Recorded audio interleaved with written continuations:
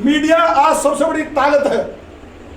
Media के सामने अच्छे झुकते हैं, लेकिन मीडिया बिकने वाली भी है। गौरव भाटिया को अगर मैंने जेल नहीं भिजवाया तो मैं ट्रेड यूनियन का काम करूंगा। Trade union registrar M K. Gaur भ्रष्ट अधिकारी ने हमारी यूनियन को डीरजिस्टर कर दिया कि जिस काम को नागेंद्र पाल सिंह अपने हाथ में ले लेता है उसके लिए चाहे कुछ भी कुर्बानी करनी पड़े, किसी से भी भिड़ना पड़े, उस काम को करके रहता है।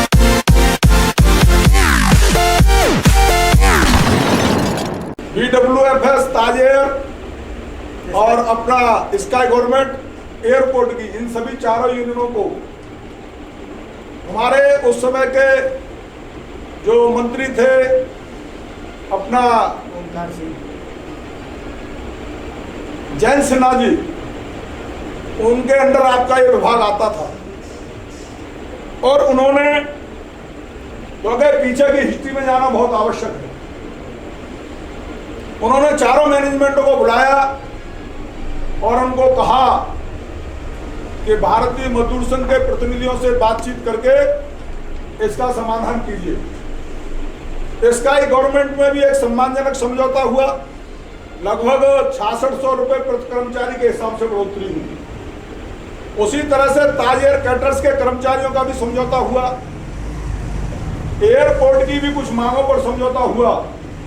लेकिन जो BWFS का जो गौरव भाटिया है, उसने जयंत सिन्हा जी के सामने ये कहा कि मैं निश्चित ही जो आपके समय पर जो कर्मचारी सस्पेंड हुए हैं मैं उन्हें बहाल कर दूंगा।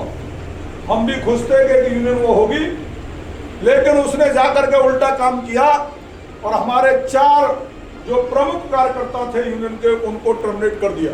साथियों, जब यह बात अपने जयंत सिन्हा जी को पता चली तो उन्होंने कहा कि नगेंद्र जी अब ऐसा कोई कार्य करिए जिससे कि यह चल करके मेरे पास आए।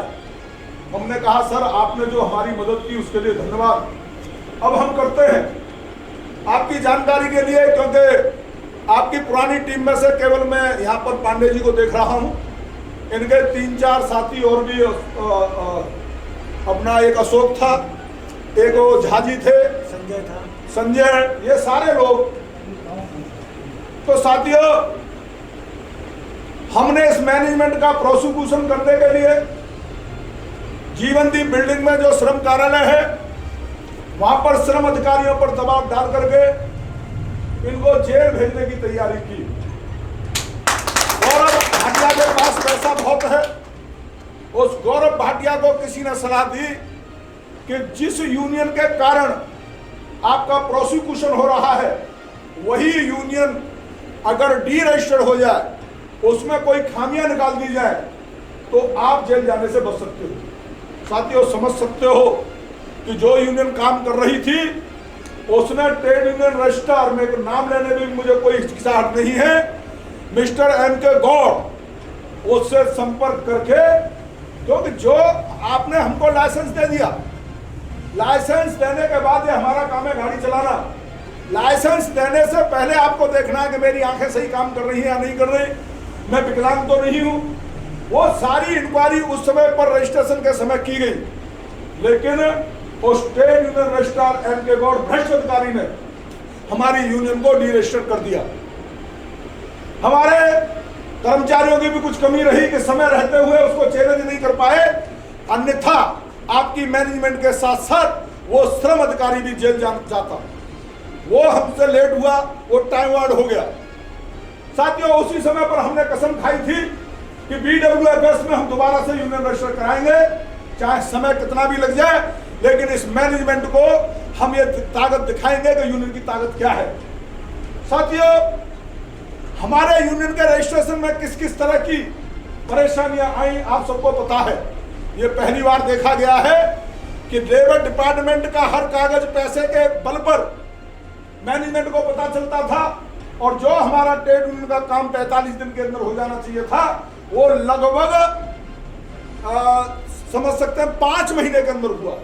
रजिस्ट्रेशन होते ही मैनेजमेंट 11 मार्च को आपका रजिस्ट्रेशन हुआ, रजिस्ट्रेशन होते ही मैनेजमेंट बौखला गई और मैनेजमेंट को लगा कि अब निश्चित कुछ न कुछ होगा।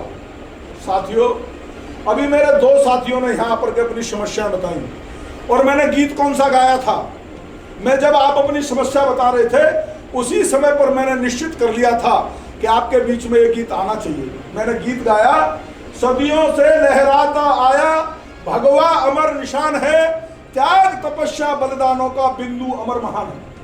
ये मैंने गीत गाया साथियों आपके सामने। क्यों गाया?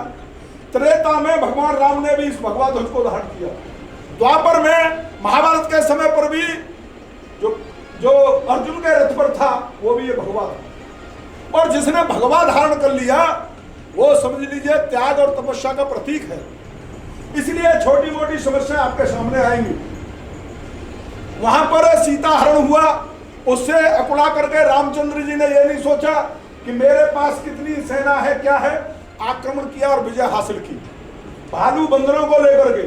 आप तो मनुष्यों साथियों, आपका जो नेतृत्व है ये टिका रहे। गौरव भाटिया को अगर मैंने जेल नहीं भिजवाया तो मैं डेढ़ मिनट का काम करूंगा। आपको उसका खामियाजा हमको भुगतना पड़ रहा है। जो रजिस्ट्रार ट्रेड यूनियन में M.K. गौड़ है, आज वह अपनी खुंदक निकाल रहा है क्योंकि उसने लेबर डिपार्टमेंट के अधिकारियों को खूब दबाव बनाया।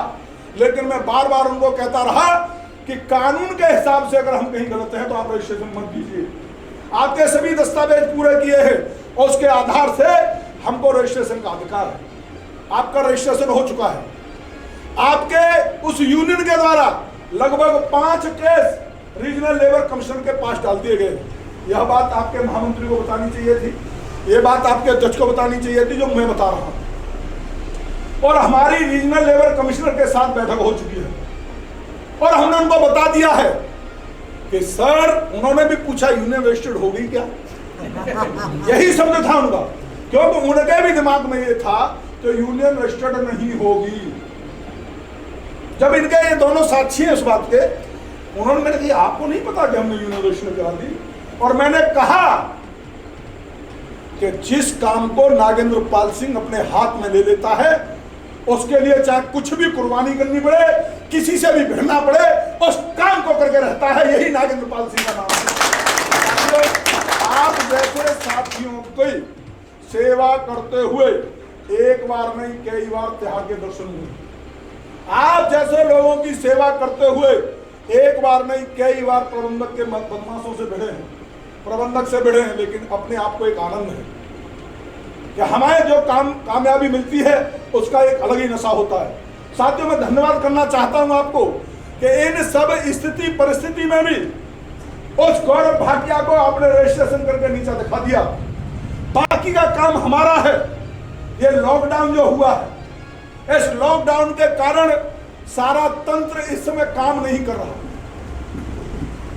हर जगह पर, चाहे वो श्रम शक्ति भवन है, चाहे वो श्रम कार्यालय है, पॉजिटिव केस निकल रहे हैं। उसके कारण से कई कई दिनों तक शील हो रहा है। अभी भी 2 साथियों के साथ हमारी बैठक हुई।